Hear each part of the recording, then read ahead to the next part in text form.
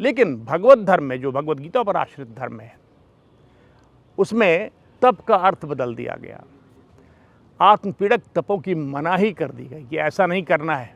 जो अपने आप को अत्यंत पीड़ित करके तप करते हैं वो तामसिक तप कर रहे हैं।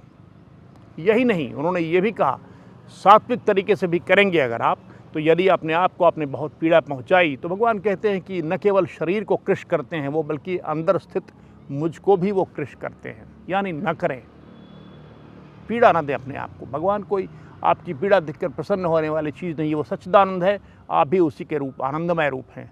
क्यों पीड़ा के पीछे चलते हैं? तो भगवान ने तपों की मनाही करी जो आत्मपीड़क तप हैं, और तपों की एक नई श्रृंखला शुरू कर दी। वाणी का तप, मन का तप और शरीर का तप। वे अलग प्रकार के तप थे। मृदुल वाणी बोलो तो यह वाणी का तप हो गया। यही नहीं, उन्होंने न केवल वैदिक यज्ञों को किनारे कर दिया, भगवान ने उन्होंने कई अनेक प्रकार के यज्ञ उपस्थित कर दिए, जिनमें उन्होंने कहा कि द्रव्य यज्ञ यानी अग्नि यज्ञ से अच्छा है ज्ञान यज्ञ। गीता पढ़ो तो उसका फल ज़्यादा होगा तुम्हारे लिए, आध्यात्मिक लौकिक फल जो यज्ञों से प्राप्त करते हो। वही नहीं, उन्होंने कहा जप यज्ञ बहुत बड़ा है। यज्ञ नाम जप यज्ञोस्मि, मैं यज्ञों में जप यज्ञ हूँ, यानी श्रेष्ठ यज्ञ हूँ। तो भगवान का नाम जपो, इसमें कोई पैसे नहीं लगते। अग्नि यज्ञ करने में पैसे लगते हैं, घी लगता है, सामग्रियाँ लगती हैं, ब्राह्मण की दक्षिणा लगती है। तो इसलिए भगवान ने उपासना पद्धति वो भी बदली। और वही नहीं, पुराणों में जो मूर्ति पूजा थी, पूरी भगवत गीता में कहीं मूर्ति पूजा का स्पष्ट वर्णन नहीं है, स्पष्ट अनुशंसा नहीं है।